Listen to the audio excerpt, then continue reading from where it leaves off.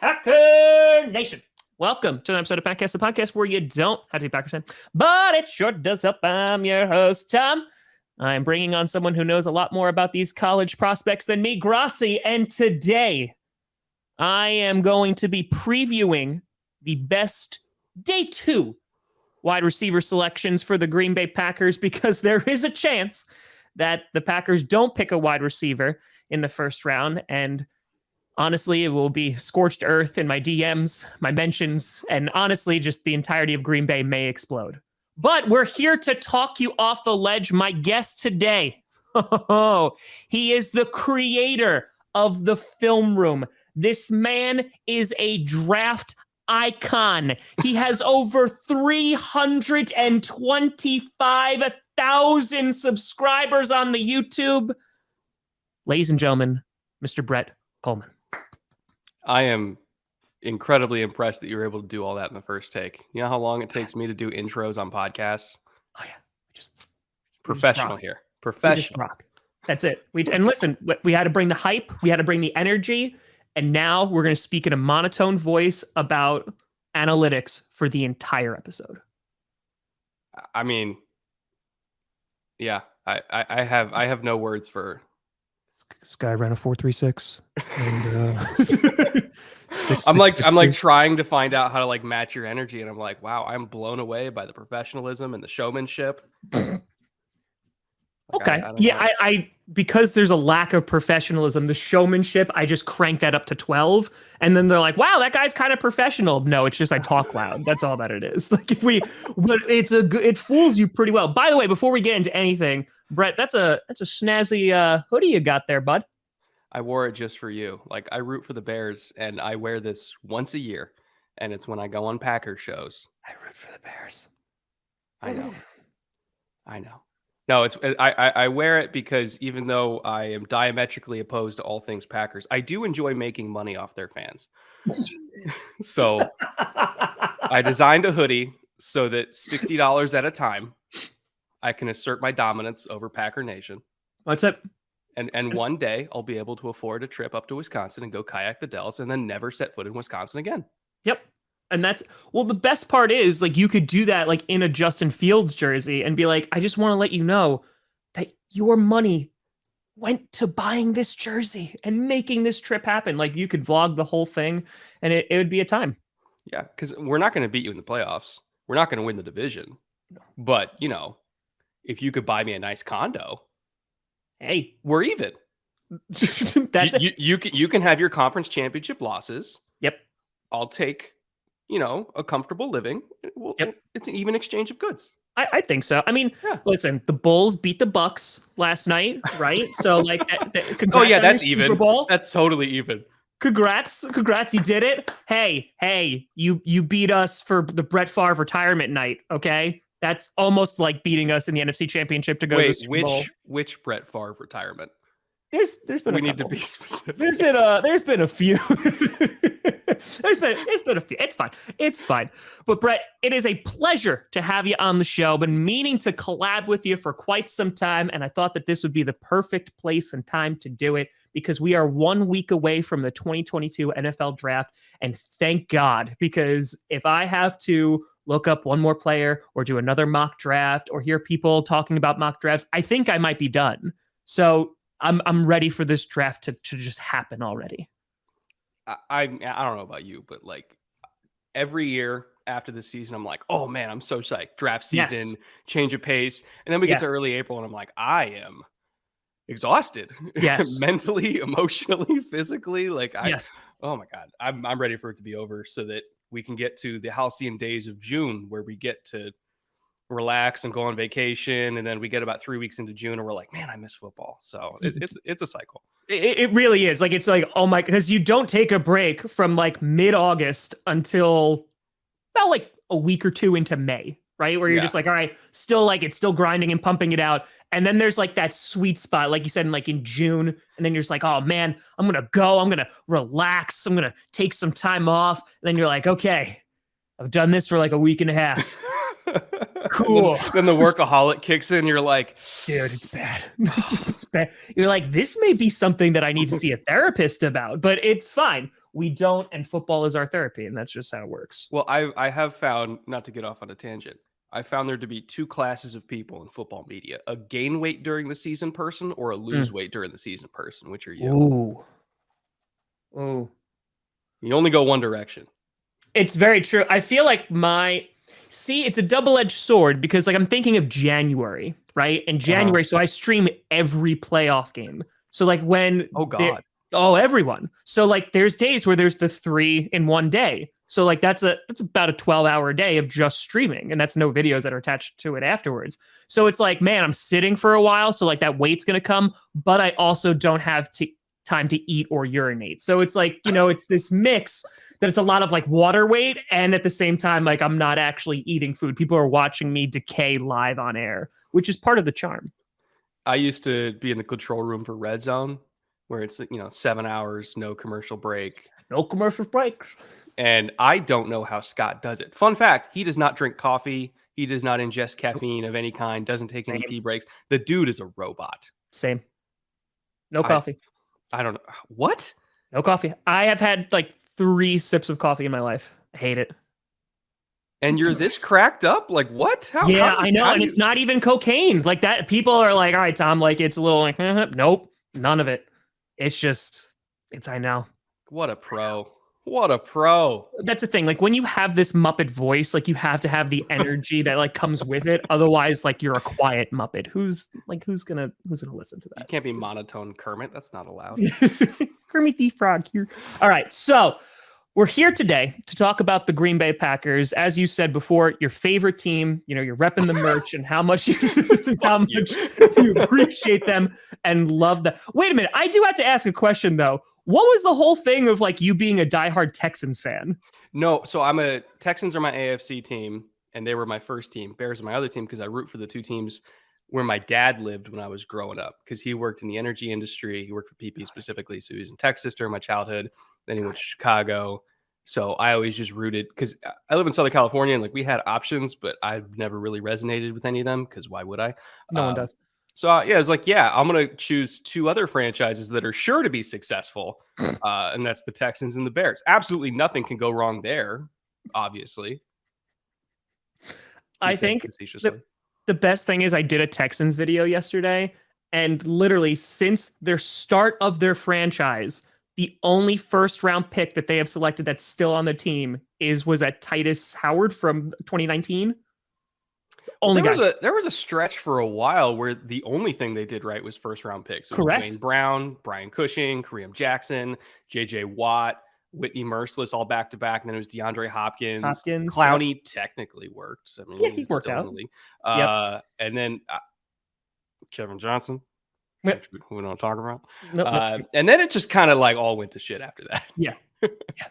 And then it says just good times. Well, listen, that's the thing. As a Texans fan, so that when the Texans and the Bears like play each other, is there like a weird like internal struggle that's going on, or are you just like, I just want what's best for both teams? So like if the Texans can get the first pick, sure, you could lose, or the Bears, they can get an 8-9 record. That's fine too. It's usually a convention of misery where like the game is entertaining, but both teams go to shit after. Like you remember that rainy.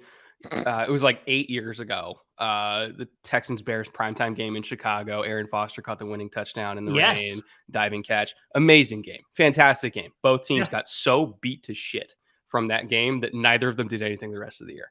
Completely ruined both of their years. It's like, we're going to give it all because we're on primetime, damn it. And now, I mean, listen, the Packers have had some fun primetime games with the Texans and the Bears over the years. Definitely. I remember when you guys were undefeated and then Rodgers came in and lit it up and it was the game. JJ did the belt. You don't do the belt unless you're the 49ers. That's what I've learned. He was young. He didn't understand yet. He didn't know. He didn't know. But like I said, we totally have gone off on a 10-minute tangent. We're just like, what about the Packers? This is what happens when you find out that Brett is also a diehard Bears fan. It couldn't just go like unnoticed. So the Packers are in optimal position when it comes to the draft, in that they have a ton of draft picks. They have 11 picks They got 5 in the top 100, which is pretty darn good. And for the most part, they don't have any gaping holes except for wide receivers and wins in January. So the thing is, a lot of people are looking at this and going, oh, well, they're going to potentially trade up, or at least they're going to get, a wide receiver in the first round. However, the Packers' MO usually is anything but that. They have a lot of success in the second round with guys like Devontae Adams, Randall Cobb, Jordy Nelson of, getting those wide receivers in the second round. And before we kind of like dive into some of these day 2 picks, as someone who is so invested in the Packers and their success, do you see them drafting like a first round guy? And more importantly, and this is the question I get the most, is there a guy that if you're the Packers and sitting at 22 that you trade up for as a receiver to go, you know what? He's that damn good. We need to go get him. Ooh, see, that's a good question because you could make the argument for like any of the 5 tier 1 receivers not getting there. Like they could be kind of on their last guy, before it even gets to 22. So it's like, depending on where Jameson Williams go because of the knee, like he could be the first, he could be the 5th. Same thing with Drake London, like because the ankle, we don't know how high or low they're going to go. But if there's only like one tier 1 guy left, I could see them making a move up. Best case scenario, Jameson Williams, just because I think he fits exactly what they need of like hey, we're getting beat up by the 49ers. We need to score and we need to score now. And we need to do it in 3 plays. Jameson Williams can do that. And I think George Pickens for his blocking ability as an X receiver, I think would be fantastic for them. And Charles McDonald put it perfectly. Every team needs a George Pickens, but they need exactly one George Pickens. You can't have 2 because they'll kill each other. He's feisty. I think if you're trying to get, and so what's interesting about the Packers is like you can see like some similarities with the Shanahan stuff where it's like they in terms of like how they structure the run game and like some of the gadget, like they've always kind of wanted to have a sort of Debo type guy, like Tyler Ervin kind of played that role a little bit. They tried it with Equanimeous St. Brown for a hot second because they were like, we called him up. We might as well run some jet sweeps with him. And it's like it's never really worked. Yeah. But if they look at Treylon Burks and they think that he can do that, like I would totally understand them pulling the trigger in the first round. They would have to kind of investigate why he showed up to pre-combine training like 20 pounds overweight and then ran 4 times. I don't know why that happened. It could be for a variety of reasons. It could be medical, could be personal. Who knows? They'll just have to kind of do some digging of why that happened. But like when you watch him on tape, your first thought is, damn, if he played the Debo role, he'd be pretty good at that. Yeah. So they could go in a variety of different directions. I'd be stunned if they don't take one in the first round just from public pressure. But it is Goody. He's going to do whatever he wants. He's going to do. And I mean, to be fair, the Packers, like under Goody, for the most part, have been pretty good at picking in the first round under Goody, right? Like they have gotten like their Jair Alexanders, Savage. I'm still like holding out hope for him. Rashawn Gary has, but of course, been really good. We do have Jordan Love, but like there's a couple of, but for the most part, like those early picks, especially when it comes to linemen, Goody has scored on it.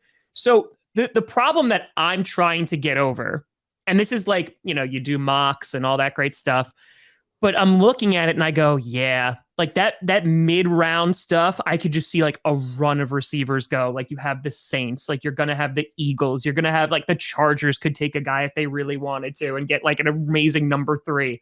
Like there's a bunch of like wide receiver needy teams that might just be like, yeah, like we're just going to go get all of our guys. And by the time it comes down to 22, it might be, okay, are we picking George Pickens here? Like we'll pick him at 22, or do we hope that maybe we can get him in the second round and we go for like a defensive lineman? Maybe we go safety if we really want to like shake things up, maybe go a slot corner just so you have another guy who can play that position. Like that's my concern, that they're just going to be gone. And it's going to be like, all right, well, do we reach right now or do we wait and kind of see how the board falls? Because to be fair, it is a deep class, but they need a number 1 guy. They need a number 1 because they don't have one. And this offense typically kind of revolves around that number 1 receiver. Like, I'm talking like the Matt LaFleur, Sure. Shanahan family tree of like, hey, we need a badass X receiver that can go out and win one-on-ones, because when it comes down to it, and we're playing trips to the field, and the only matchup we have that isn't a 2-over-1 or a 3-over-2 or a 4-over-3, we only have one-on-one matchup on the entire field. We need that one-on-one to win. That was always Devontae. Yeah. Now they don't have that. So if they don't have the guy that can just go win on 3rd and 5, they're going to stall out quite a bit. So like they need that guy. Like when you look at around the NFL, the offenses that have a true top 10 receiver as their number one are the ones that are successful. So I would even take 2 swings at it in the first round. Yeah. It's like statistically one of them will probably work One of them out. should do okay. And then, like, again, the edge class is deep. You want to get an edge, go in the day 2. You want to get a nickel. There's a million of them. There's a million of them you can get on day 2. Like, you're spending all this money on Aaron Rodgers. Correct. You got to make sure he's successful. Coming from diehard Packers fan, Brett Kollmann. Yes, I completely and totally agree. That's going to be clipped right there. It's going to be right there. It's going to be like, yep, that's the spot. Brett loves the Packers. I mean, yes, I am very curious to see what LaFleur's offense is going to look like without Devontae Adams, because they have been successful without him. You look at like the Cardinals game, like they won out without their like top 3 guys, but Aaron Rodgers statistically didn't look great. But I am curious about spreading that ball around and not forcing it. I mean, you look, the 49ers game is like the pinnacle of that, right? You have an Allen Lazard wide open running across the middle, and Devontae's like double cover, and he's like, I'm coming to you, Devontae, and it doesn't work out. So, like, if they can find someone to not force the ball to, I think that it unlocks the potential. I think there's going to be an unlearning process that's going to go along with Aaron Rodgers of being like, okay, I don't have that number 1 guy to constantly target over and over and over again. So I'm curious, because the Packers usually have a prototypical wide receiver that they go for, right? They're usually big possession, like receiver guys. You do have MVS who was there, but he's gone now, but he was like the only speedster that was on the team. So there's guys who are, mocking like Dotson to us, like these undersized receivers who just have some speed. And I'm curious if the Packers are going to break that usual mold. Like you bring up Jameson Williams, who, yes, I want him the minute I saw his tape, I was like, yes, fits it perfectly. Like perfect. He is the wide receiver 1. Like that's it. I'm curious though if the Packers are going to pull the trigger on him though, because like I don't know if they would be like, yeah, it's not kind of the guy we want right this second. Let's go with more of a George Pickens. Like he has some speed obviously, but like he is like a bigger guy. He is that possession guy, Traylon Burks, etc. I think it really depends on how they see the speed threats that are going to be there on day 2. Yeah. And if they think they can get a similar element to what Jameson Williams brings while also getting that, prototypical big X receiver, it's kind of if you ever do this exercise, when I was at NFL Network, we had something called like Cluster Buster, where it's like you stack, okay, you get this guy in the first round, this guy in the second round. Would you rather have that package versus, yes, option 2? So it's like, would you rather have Jameson Williams and then you come back in the 3rd round and get Kyle Phillips, or would you rather have George Pickens, then you come back and get Khalil Shakir, who can do some of the Debo stuff. Yeah. It's different flavors, and neither answer is wrong. Correct. It's just about what you prioritize. Exactly. Yeah. And I think like that's how I've been setting it up in terms of like doing those mocks. It's like, okay, you get either the speedster in the first round, and then you come back on day 2 and you get like the bigger prototypical guy that they usually go for, just because you can like have your cake and eat it too, right? In which you're not saying, okay, like we got Sammy Watkins, we got our speedster, so we don't need to go get one now. Like, no, you still need to go and do that. And I don't think that Sammy Watkins introduction to the Packers is going to deter them from getting a speedy guy. And if it does, then we got bigger problems. But I mean, for you, when you're looking at like the day 2 guys, like, do you see like a George Pickens even falling to day 2? I think there's a great chance he goes at the end of the first round, because a lot of Packers fans are looking at this like, hey, we could get whoever we want, even if we can go trade up and get an Olave or whatever. And then George Pickens will just be there, for our second round. Either you guys take him or Detroit does. That's how I see it. I wouldn't doubt that. Yeah. So I don't think he's getting to 33. Yeah. I can't. Somebody with his ball skills, his sideline awareness, vertical acceleration. So I mean, he's AJ Green. Yeah. Or at least he might turn around though. Kirkland brand AJ. Jesus Christ. Yeah. So I don't know. I don't see somebody with his skill set and blocking mentality. How often Do the he's the number blocking. one, I can't imagine him getting to 33. Coaches are going to love this guy. Yeah. No, I completely agree. Like the guy that is the most fascinating to me is like a Christian Watson, because Yeah. I've like seen people like look at his stats and they're just looking at that. And I'm like, yeah. And they look at his tape and he's like so far away from D-backs. Like they're giving him so much room to play. And I'm like, yes. And then you look at the competition that he's going against, like compared to some of the guys who are going to go definitely in the first round. He's a guy that I've seen often mocked on day 2 in the second round to the Packers. Are you on the Christian Watson bandwagon of like, hey, listen, like he just has those fundamentals, like, and he has that skill set. He can play. It doesn't matter like what his competition was, because he's going to be able to just like fit right in seamlessly to an NFL offense. He was one of those guys, and I was watching him when I was down at the Shrine Bowl, and this was right before Senior Bowl practice week kicked off. And I was watching him at Shrine Bowl, and I was like, man, this tape is fun, because he was catching deep balls. He was making people miss in space. They were giving him sweeps, and he was housing those. And he's, he's really talented Florida kid that somehow ended up at North Dakota State. I don't really know how, but he did. And I was like, man, this is super exciting. And like, obviously you see the box score, which personally, I don't necessarily care about box scores when it comes to receivers, because like DK Metcalf's stats were underwhelming. And correct. Because of the offense he was in with Phil Longo. So I was like, whatever. Box scores are stupid. Like, look at what the player does. Yeah.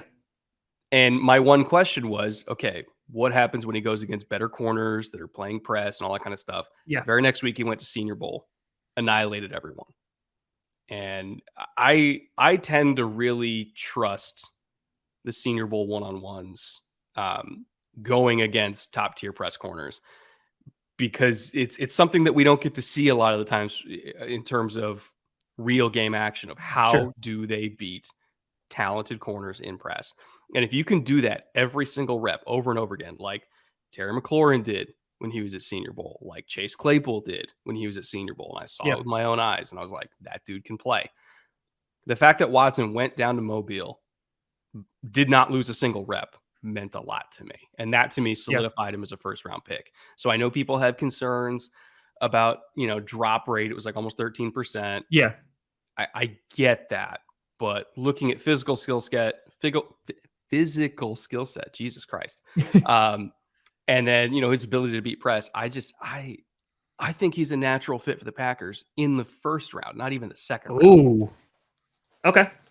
Like, so if all the other guys are gone, like I wouldn't be shocked. You're still happy, like, and content with that. I mean, because again, even because 22, I feel like is your spot. If you're going to trade up, that's where it's going to be, right? Like that's where you're going to package like a third round pick, because hell, we don't do anything with our third round picks anyway. Like a third round pick, we have like some fourths we can throw in there. We can move up a couple of spots if we're going to go get like one of the top tier guys.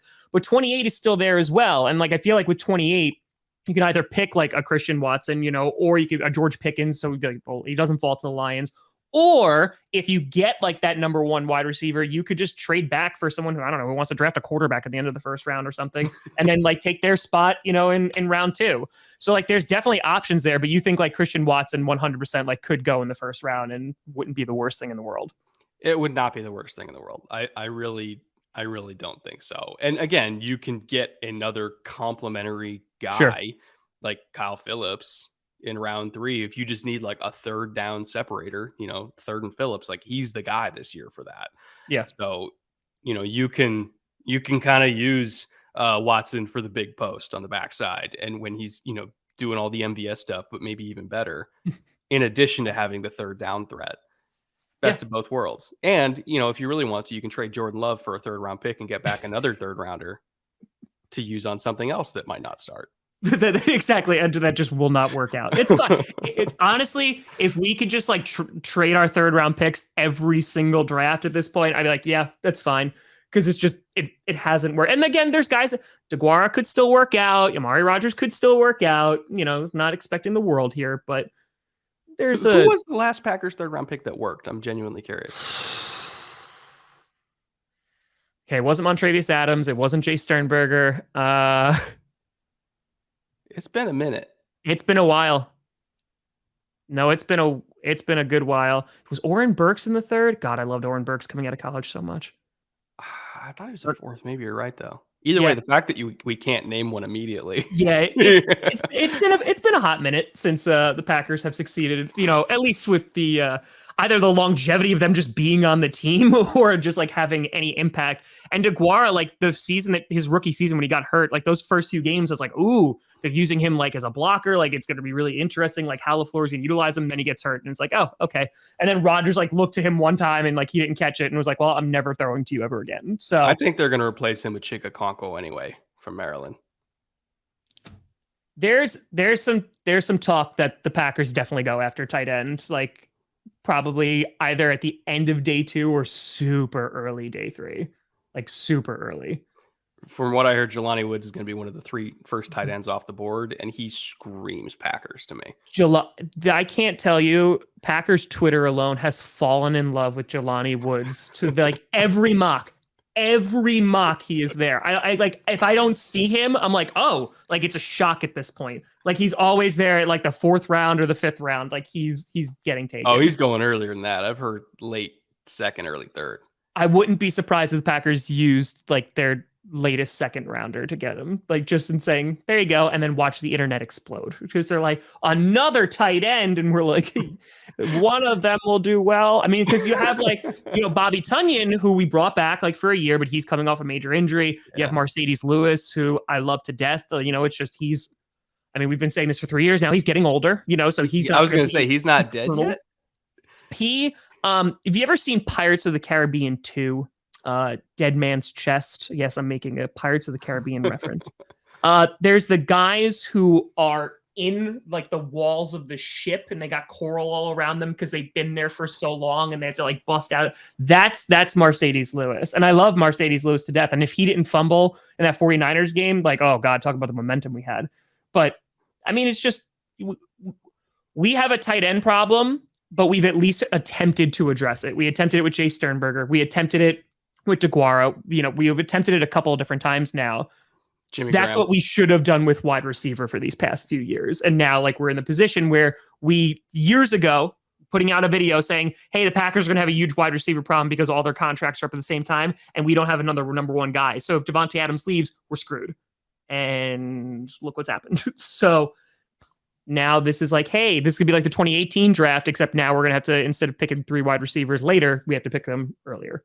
I can't remember another instance where like an entire fan base was actively screaming at a team that they were doing things wrong for like a 3-year period. Yeah.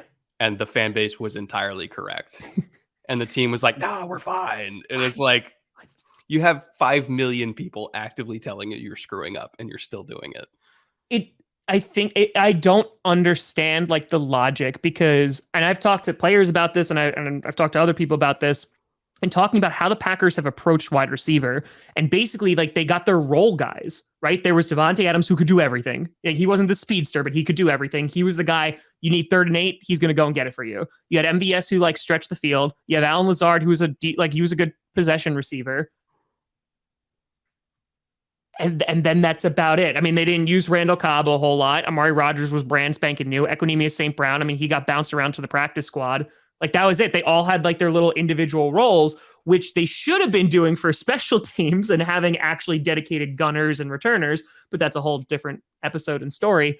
But for wide receiver, like, they're just like, oh, yeah, this is fine because we have Aaron Rodgers. Like, we can make it work. We're winning lots of games. And to their credit, they did. It's just when it came to the playoffs, and like they locked down those receivers. Uh-oh. Because like even if we make the argument of, oh, they weren't supporting Aaron, let's just pretend Jordan Love worked out. Yeah. Which we don't think he will. But let's just pretend he did. They still should have been investing in receiver for him. Correct. So it's like regardless of the argument of like, oh, we have Aaron, we'll be fine. It's like, okay, well, what if you don't have Aaron? Like you're going to throw a 1st round quarterback out there with Sammy Watkins as wide receiver 1? Like, are you insane? I think, to be completely honest, I think it's because they never anticipated Rodgers winning back-to-back MVPs. Like that completely threw the wrench into Oh, everything. what a shocking scenario that a Hall of Fame quarterback has. Hey, listen, in MVP season. 2019, we made the NFC Championship game, but like there's a couple throws, especially against the Lions, at like, week 17. It's like, ooh, like it wasn't Aaron Rodgers-esque. He was still very good, but it wasn't Aaron Rodgers-esque. And I understood getting a quarterback at the time because I think that they really thought that Rodgers was going to start to degrade a bit. And the issue was if Rodgers was out of the picture, they had re-signed Bakhtiari, so they got their left tackle, right? So that he's already set with that. And I think they would have re-signed Devontae Adams. I mean, Murphy literally said that we were so focused on Aaron Rodgers and getting him to come back that we didn't get to Adams in time. And so if Rodgers was out of the picture, I think you would have had Devontae Adams as being Jordan Love's number one wide receiver. You have better insight on this than me. So when Devontae bought that house in Vegas, yeah, I was immediately like, yeah, he's gone. And from what I understood, like he specifically wanted to go to Vegas to play with Derek Carr. And like there was nothing that was going to stop him from doing that. I kind of feel like no matter what they did, he was going to be out. So based on people that I have talked to, originally it was an issue of he wasn't the highest paid wide receiver. And there was that, well, DeAndre Hopkins is making this much, but it was also on top of an already pre-existing deal. So it inflated his numbers and the Packers weren't willing to do that. And so when they were talking last August, that's when like contract negotiations broke off. And then it was focusing on, okay, well, now we have to bring back Aaron. And Adam's like, well, I'm not playing on the franchise tag. Like, this is just not going to happen. And then they franchise tagged him and he's like, I'm absolutely not doing it. So I think if they just said in August, hey, yeah, we'll pay you wide receiver one money. Like we'll give you what the Raiders are, giving you now, which they offered at the end, which I feel like is a little bit disrespectful too. Cause like he's already out the door and it's like you're quitting a job and it's like, no, baby, come back. Like, no, yeah. I'll match the salary. I'll give you more, whatever. And it's like, you should have done this months ago. So I think if they had offered him that deal in August, I think Devontae Adams still is a Green Bay Packer. But since the whole entire season went down as it did, they didn't get a deal done. Then I think it was like, yeah, kick rocks. It's like that TikTok trend where like it's like ladies, if he wanted to, he would. It's like Devontae, if they wanted to, they would have. Exactly. That's the saga of Devontae Adams. So in an effort to try and like get somebody, and I like it's funny, it's like the Moneyball mentality, right? It's like you can't get another Devontae Adams, but you can make up for it like in the aggregate. You can go like in the stat sheet. Yeah, no, you can't. And just try to like build him up and just be like, it's fine. We'll go out and get Jambi. It's okay. We'll get his brother. Does Devontae have a brother? So for you, looking at day two, like we've talked about some of these guys. What guys stand out to you the most? Like a handful of guys that say like, yeah, they fit like the Green Bay Packers pretty darn well. And these could be like legit targets either, in the second round or the third round. Well, now that Deebo Samuel presumably is going to be a Jet. Yeah. I mean, best case scenario for the Packers, he's a Packer, but then they'd have to go. We're not getting him. There's no way. They're not trading him to a conference rival. Like there's I get that. Like best case scenario for the Packers, he would, but they won't. Yeah. I would bet he goes to the Jets because they can pay him. They'll give picks, all that kind of stuff. Yep. So now you guys are in a race with the Niners for the same player, and that's Khalil Shakir, who I see as a slot option at the next level, but he's one of those guys where he's faster with the ball in his hands than when the ball is in the air. Like he timed it 4.4, like low 4.4 at the combine, and I was like, man, I don't know if I saw that. But then I went back and specifically looked at all the touches that were like sweeps, screens. He's running the backside dig and he's got room to run after. And like his acceleration with the ball was insane. Yeah. And so I'm like, man, I would want to put him in that Deebo role where it's like, we're not stretching the field with him. We're just giving him the ball as quickly as possible, either through screens or handoffs or anything of that nature. And then just letting him go do what he does best. Like he's a good route runner, just like Deebo's a good route runner. So it's like, he can convert third downs for you. He's tough over the middle, all that kind of stuff. And I think the Packers, for all the attempts that they've tried at filling that type of role, the hybrid weapon, they haven't been able to do it. And I think Khalil Shakir could absolutely do that as a day 2 pick for them. I'd be stunned if he goes after round 3. I really would. But now you're in a race with the Niners to get him because there's not very many guys in this class that specifically can fill that role. But Brett, I heard every wide receiver is the next Debo Samuel in this class. I've heard it a cajillion times by every analyst that there are like 6 Debo Samuels. Are you telling me that there is only a handful? There's like maybe 3 in this class. Like three that I would be comfortable giving as many of those. Like that's the thing is like every wide receiver is like going to get a sweep every now and then. Sure. But it's the fact that you can give them 6 of them in one game and they'll gain yards on more than 3 of them. That's what makes Debo is like, it's not just the fact that he gets the big gains, it's that he prevents the losses. So you're not punished for that kind of, bullshittery. So there's like 3 guys in this class where it's like, I can assume that just giving him the ball, we're at least going to go forward. And that's Treylon Burks, Khalil Shakir, maybe Bo Melton. I know you love him, but I was literally just about to bring him up because you love Bo Melton so much. Because recently, Mr. Brett Kollmann ranked all the wide receivers in the 2022 NFL draft. Very well done, by the way. And in it, you saw Bo Melton pretty damn high up there.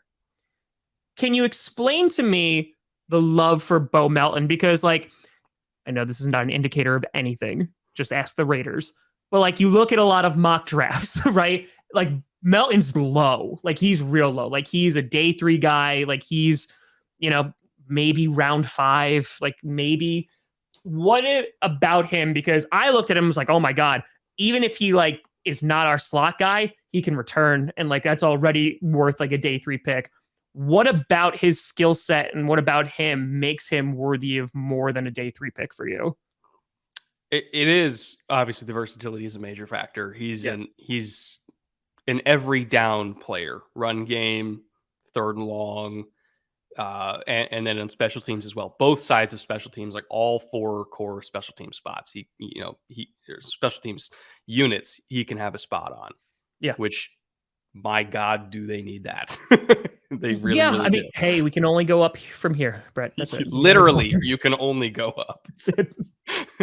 We are at rock bottom. So that does, I think, give him a little bit of extra value. But just as a receiver, just specifically as a receiver, he's another one of these guys. Showed up in Mobile, going against top tier corners in press. He was killing all of them off the line. He's a really good route runner.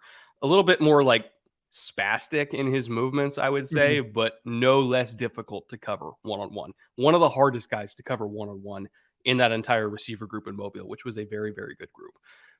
Now, you look at the production, everybody's going to, again, do box score scouting and say, his numbers weren't crazy. Yeah.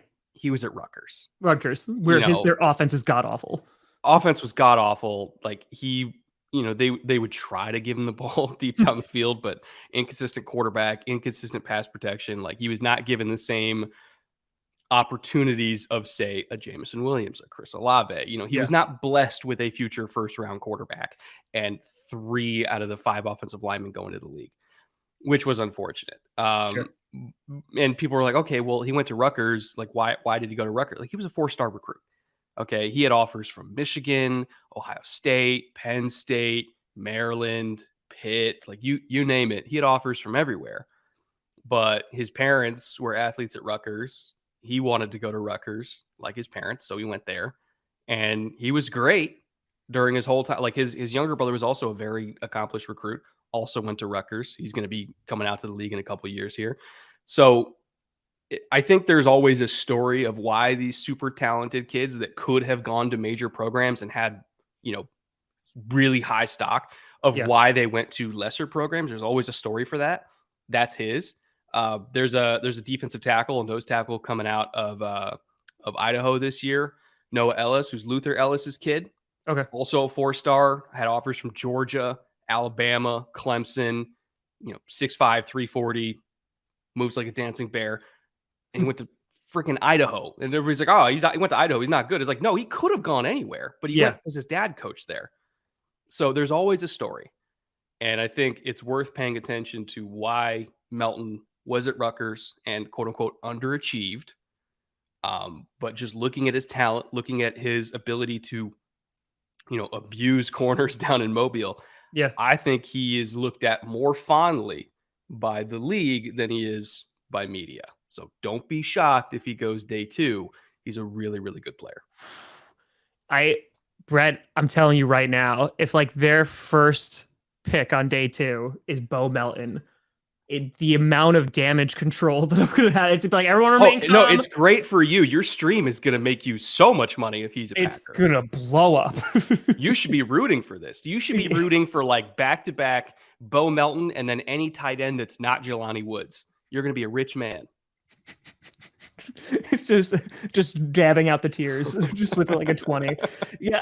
I mean, because I looked at it was funny because it's your video that really got me to look into him. And I was like, yeah, like the kid can play. And for me, it was a matter of the Packers usually go, okay, immediately you're a special teams guy. Like that's what they tried with Amari Rodgers.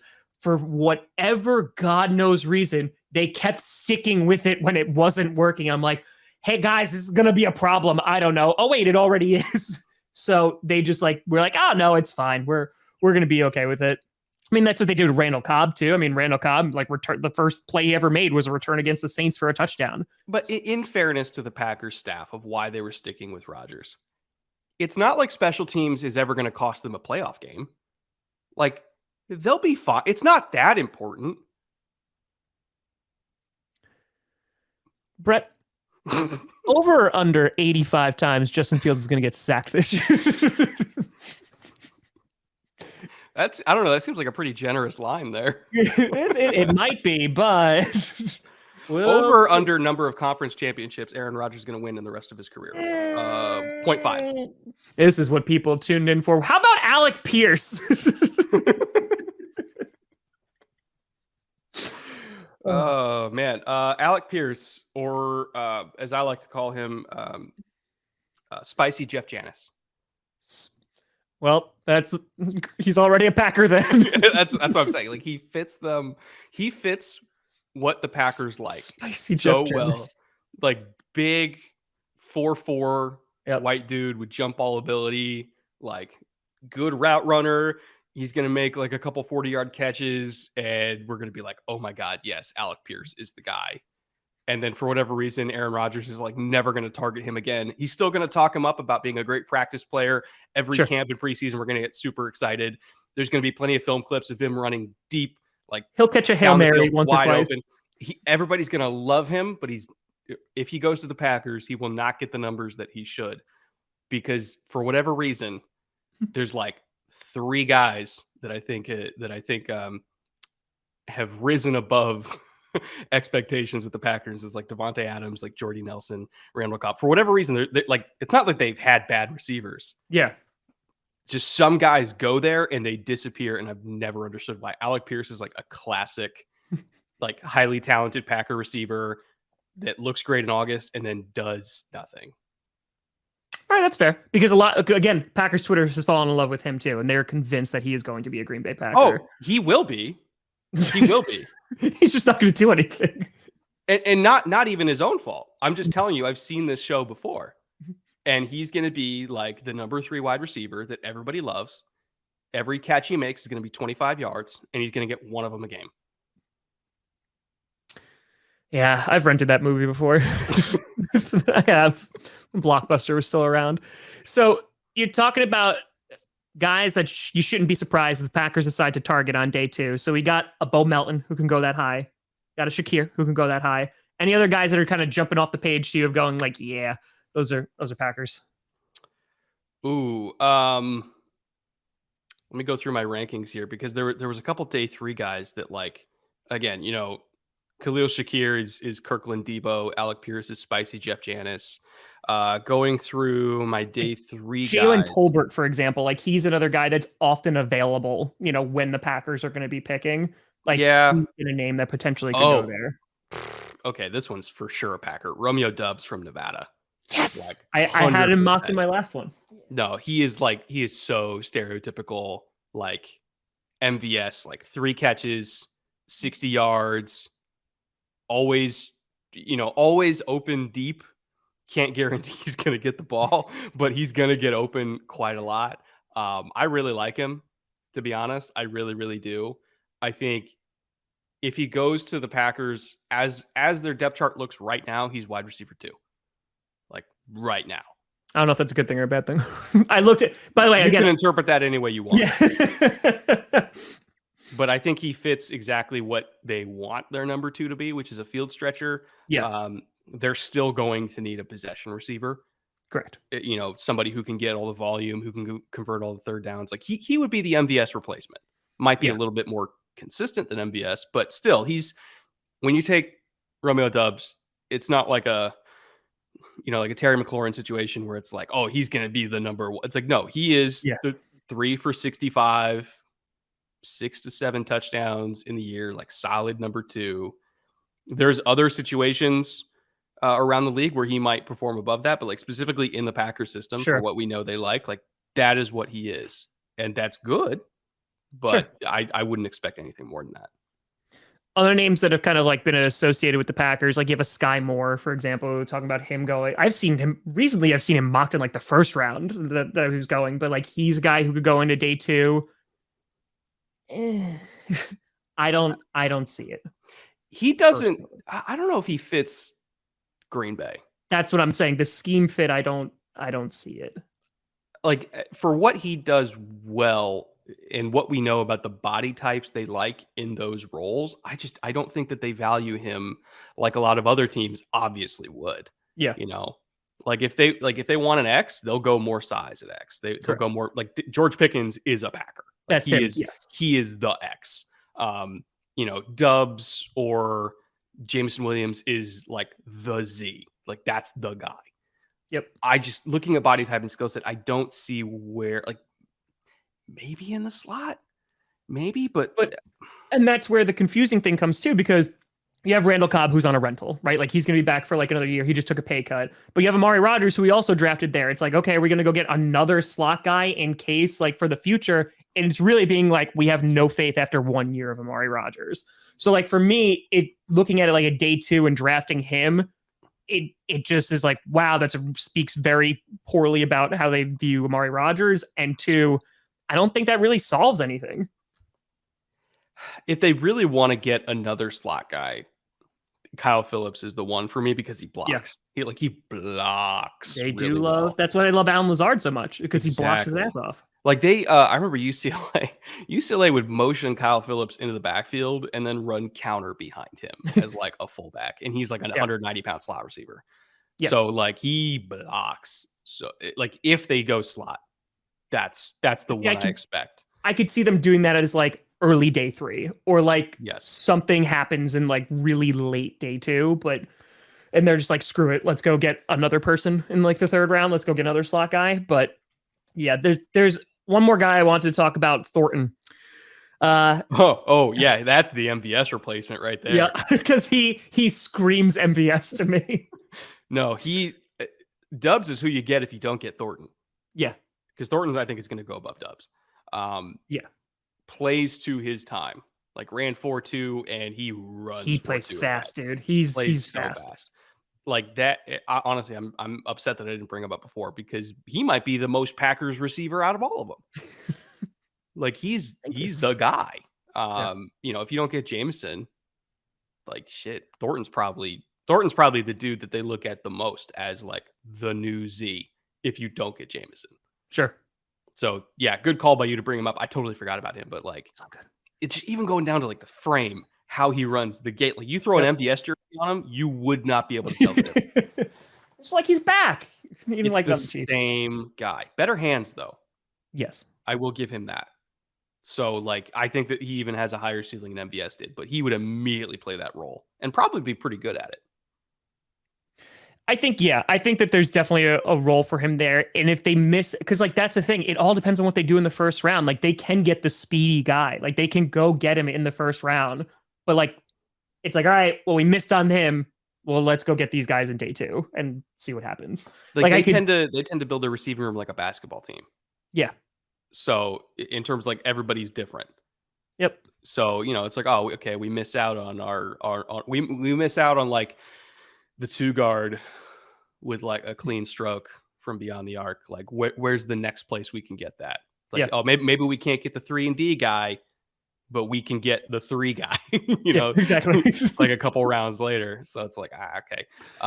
We don't get Klay Thompson. We can get Danny Green, so it's like, it just depends on what's available. It just makes it up for it. Yeah. I think the important thing to note is just that there are options. And again, Brett, I'm just doing this for my own sanity, that if they don't get a guy in the first round, which I really think is a possibility depending on how the board falls, you see all those guys start to go, and like hell, maybe even Pickens goes before 22. I mean, there might be a team that likes him enough to like take a shot on him there. Well, what I'll say is, okay, so the Saints with 2 first-round picks. Yep. What I've heard is they're going up for a tackle. But if they can't pull off that trade, like they're not taking Trevor Penning in the middle of the first round. Like they're taking a receiver. So it's like there's one team that could take at least one of them. Yep. You're fighting against the Chiefs. That's going to take at least one. You know, thankfully they're behind us, but they got back to back. I mean, they could trade up as well. I mean, like they are in that position. Trade up. They could completely deplete all of the guys that you're thinking about in round 2. Yep. Where, you know, all this, like, let's say you want to get cute and, you know, you're taking the defensive players or whatever in the first round. You're like, oh, there's gonna be plenty of guys left. It's like, well, there's like in the next 10 picks after the second Packers pick, there's like 6 spots where a receiver could go. Yeah. So, and also keep in mind, like seeing these wide receiver contracts, you know how many people are going to want to take a wide receiver in the first round to get the 5th year option. So Correct. They can wait 1 extra year before they have to give fucking $40 million to a receiver. Like, yep. What, like, you think it's bad now? Oh God, wait till Debo signs. Look at the Eagles. I mean, like the Eagles literally did this where they were just like, hey, like we had 3 picks. We don't want to do 3 5th-year options in a row. Like it's okay. Like we'll push it back another year. Yes. Like, yeah, they're going to get wild. Like they're going to turn into like Jamar Chase is going to be a billionaire. Like that man is going to make so much money. Justin Jefferson's getting 35 by the time he signs because he's after DK, Debo, Brown, Terry. Like he's going to get 35. And then again, the year after is going to be Jamar Chase. So yeah, the Devontae Adams deal that the Raiders got is going to look like nothing. Oh yeah. In 2 years. It got beat in 5 minutes with the Tyreek Hill deal. So like, yeah. So I like, that's why I think that you could see as many as 7 receivers going in the first round so that people get just the extra year, because even if they extend them after 3 years, it gives them 1 extra year before the cap hit gets completely bonkers. Yep. And it gives time for the TV money to catch up. So if the Packers don't take one in the first round, at least to take advantage of that, they're just wrong. Like they're wrong. Yeah. Yeah. I mean, again, it's going to be a matter of their board and going, okay, if those guys go, like all the guys that we have, let's just say there's like 5 receivers that they're like, yep, these are our first round guys. They're all gone. All right, crap. Well, what do we reach? Do we reach and potentially get that guy? Like, do we go get a Christian Watson right now and say, screw it? Like, let's get him now. Yes. Yeah. And again, we can say yes, but I don't know if Goody's going to say yes, but I thought DK was a first round pick. He ended up going 64 and he should not have gone 64, but B, the fact that the Patriots took N'Keal Harry over DK, like they would have an extra, like let's just say DK was a first round pick to the Patriots. He's due to get paid right now. They would have an extra year before that cap completely went out of control. Yep.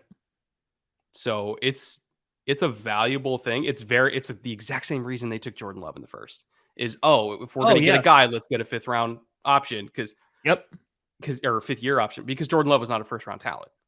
Like he just wasn't. You do that to basically, if that's our guy, we have so many years to develop him, and great, we could potentially, it's that old, like, and I talked to Murphy about this. It's like, hey, the tried and true formula is you go to a Super Bowl with a rookie QB and you load up all those contracts, and then that just didn't work out. What's ironic is there's 2 ways to win a Super Bowl, and the last 2 years in a row, it was with the other way. You know, it's like either you can do what the Chiefs do, you load up on talent, you get to like within $200 left of the salary cap, but you have a rookie quarterback that's cheap, so who cares? You go and you win a Super Bowl. Or you build the rest of the roster first, and then you go get a disgruntled veteran that isn't making as much as he should, but already has a bunch of money, and all he cares about is winning at this moment, which is the Rams with Stafford, the Bucks with Brady. Yep. So there's 2 ways to do it. The Packers are doing literally the opposite of both of them, where they have an old disgruntled quarterback who is making a lot of money, and there's not the roster around him. So shit, I don't know what to do here. And that's the thing too. Like, I feel like that defense, and I'll let you go in a second. Like, that defense should be like good. I mean, Jair Alexander coming back, the defense was already good last year.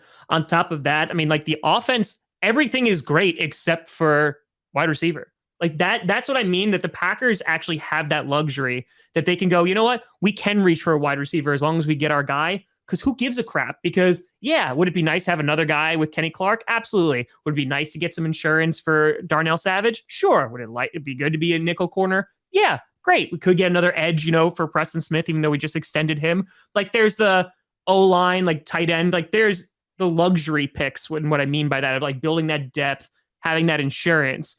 But like, when it comes to legitimate holes in the Packers team, it really is just wide receiver this second.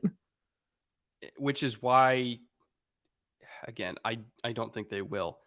I would at least consider double dipping in the first, because there's going to be so many that go after them in the first and early second round. Like, I don't want to play with fire there. If I'm then, like, I don't want to risk being the last guy without a chair in musical chairs, which is a very realistic possibility. Yeah. And guess what? By the way, when they start taking receivers, that's going to move up the clock for everybody else, and they're going to start taking receivers, which is going to push the edges down. It's going to push the nickels down. Like, very true. You might as well just get ahead of it. Start the panic. Yeah. Trigger the mass buying, and then profit in the back of the second round, or whatever your guys' pick is in the second round. And get everything else that is the luxury pick then. Because we don't have that luxury of there being so many QBs that so many teams are going to go after in the first, because that usually pushes it all down. So you're like, great, wonderful. This year might be the wide receivers. That's like, hey, well, they're going to get taken and it's going to push everyone else down, like you just said. So, yeah. And there might be 2 quarterbacks to go in the first round. That's what I'm saying. It's so little. And you're looking at like the Panthers, right? It might be maybe the Lions in the back end at like 32. Maybe. I don't think they should, but that's neither here nor there. The Steelers willingly signed Mitch Trubisky so that they wouldn't have to take one. Correct. That should tell you all you need to know. Everybody's looking at next year's class because you got Bryce Young, CJ Stroud, Jerkovich, Will Levis. You got all of them. Like, they're not taking Carson Strong or Kenny Pickett this year and then missing out on those guys. Not in the first round. Well, Brett, you just wait until we take Carson Strong. And then we're old Peg Leg McGee, Carson Strong. Didn't see that one coming, did you? And you also get Romeo Dubs. You just go all Nevada. We're going to run 3 QB sets. We're like, hey, Jordan, what's your 40 time? Can you run a route? Listen, that'll confuse them all. That's not a Shanahan offense. It's something unique. Darker. We'll rock it. More mysterious. That's it. Brett, I greatly appreciate you coming on and talking Packers potential wide receivers. Please tell the people where they can find you and all the things that you do. So you can find me on YouTube at Brett Kollmann, or Twitter or Instagram, or the TikTok, which I'm trying to get better at posting. I'm over 30, so it's tough for me to do it more than once a week. But you can find me all there. I do film breakdowns. I make fun of the Packers whenever the opportunity affords me to do so. And I sell these hoodies to pay my mortgage. That's also a thing that I do. I have a live stream with my podcast partner doing 22 straight hours during the entire draft. How many hours do you do, Tom? Well, it depends, because I do night 1, night 2, and I do a video for every person the Packers draft. So like that Saturday, I do like 8 videos, and then you fucking overachiever. Jesus. Yeah, so eat me. There's no way you don't do coke. Come on. No, none. I'm not skinny enough. But then beach season is coming up. It is coming up. Do you have beaches in Wisconsin? I'm in New York. What part of New York? Westchester. Really? Yeah. Oh man. You think this sounds like Wisconsin? True. It does. It does My have O's are not there. Don't ya know? Oh, don't ya know? When I go to Wisconsin and I spend like a week there, like the O's start to get elongated, like the longer that I stay there. And by the end, I'm like, oh, I gotta go home. Wait, how'd you end up a Packer fan? My dad's a diehard Cowboys fan. and he tried to raise me as a Cowboys fan. And when I was 6 years old, I went into school and heard the Packers beat the Cowboys. And so out of spite, I went home and said, I'm a Packers fan. And I just stuck with it for 25 So years. just like me, we both chose our teams because of our rampant daddy issues. I get it. Yeah. I feel Yeah. you. I'm talking them out in therapy. So like, I'm hoping that it's costing a lot of money. So like you were with the hoodies, every single piece of merch that I sell, I wind up just giving back to my therapist. So it just works out. Now that you think about it, I would say a significant portion of people who choose their sports fandoms do so because of their daddy issues. I mean, how else can you explain the entirety of the Cleveland Browns fan base existing? Yes. Do you know how many Browns fans I've talked to over the years? Like, and they're just like, yeah, it was a family thing, and now I'm trapped. Like, and I can't get out now. It's literally the only answer I ever get is, "Why are you a Browns fan?" Because I have to be. Bloodlines. Yeah, I gotta be. It's like I'm so sorry. At what point is it's like, hey, like CPS is knocking on the door, and they're like, you can't do this. We got to break the cycle of abuse. But Brett, I appreciate your time so much coming on. Everyone, check the links out in the description. Go check out Brett Kollmann. He's got wonderful Packers merch, being the diehard Packers fan that he is. But folks, thank you so much for watching. I'm Tom Grossi. And as always, go Pack Go.